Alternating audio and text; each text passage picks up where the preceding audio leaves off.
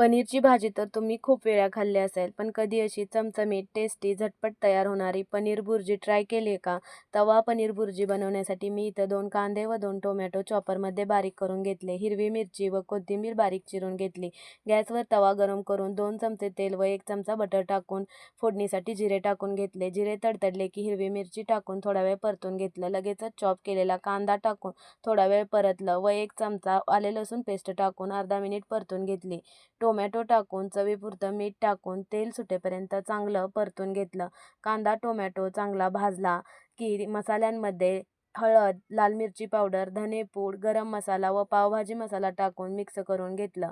मसाले करपू नयेत म्हणून थोडं पाणी टाकून तेल सुटेपर्यंत शिजवून घेतलं. मसाल्यांना चांगलं तेल सुटलं की पनीर किसून घालायचं. पनीर मी घरीच बनवलं आहे. रेसिपी हवी असेल तर कमेंटमध्ये नक्की सांगा. थोडा वेळ परतून पनीर शिजवण्यासाठी पाणी घालून 2 ते 3 मिनिटं लो फ्लेमवरती तेल सुटेपर्यंत शिजवून घेतलं.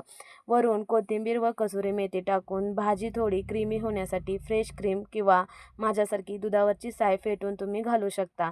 तयार भाजी चपाती, रोटी, लच्छा पराठा किंवा पावाबरोबर एन्जॉय करा.